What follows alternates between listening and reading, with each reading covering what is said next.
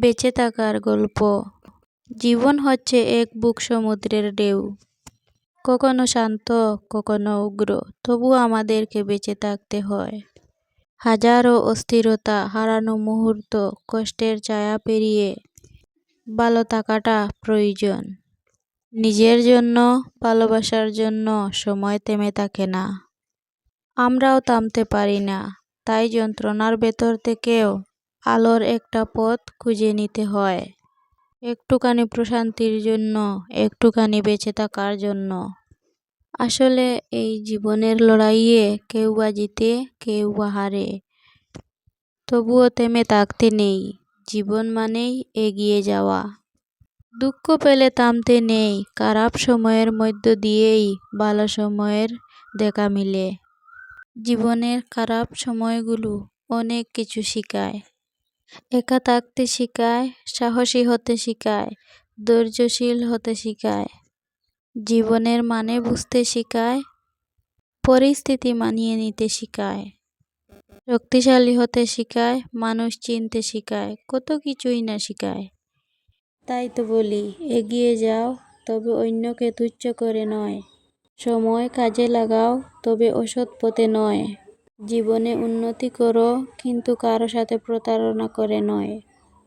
জীবনে আনন্দ উপভোগ করো, কিন্তু কাউকে দুঃখ দিয়ে নয়।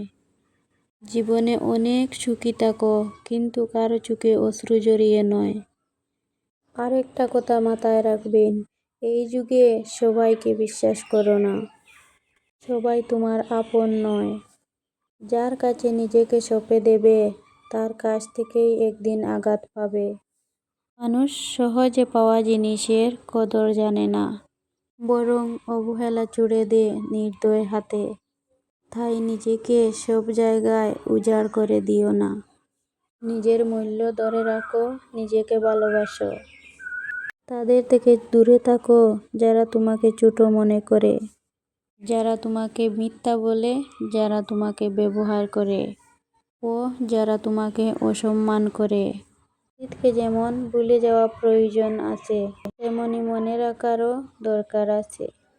ভুলে যেতে হয় নিজের জন্য, আর মনে রাখতে হয় কিছু মানুষের জবাব দেওয়ার জন্য।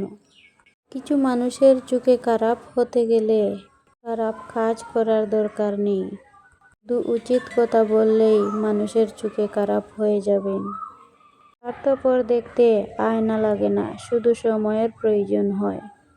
একটি কথা মনে রাখবেন, পায়ের তলার মাটি শক্ত হলে কাঁধে হাত রাখার মানুষের অভাব হয় না। আর হ্যাঁ, যেখানে নিজের মূল্যায়ন হয় না, সেখান থেকে সরে আসাই শ্রেষ্ঠ। যে সম্পর্ক তোমার আত্মসম্মানকে আঘাত করে, সেখানে থাকা মানেই শুধু নিজেকে ছোট করা। প্রিয়জন হোক শুনেন, বা আপনজন। একটুখানি মর্যাদা। যেখানে আমার মানহানি হয়, সেখানে আমি আর ফিরে যাই না। মানুষের সম্মান আল্লাহর দান, তা রক্ষার জন্য জীবন দিলেই আফসোস নেই। রিজিক, সম্মান সবই আসে রবের পক্ষ থেকে। মানুষ তা দিতে পারে না, চিনিয়ে নিতেও পারে না। অপমানিত হয়ে বেঁচে থাকার চেয়ে আল্লাহর রহমতে চলে যাওয়াই উত্তম।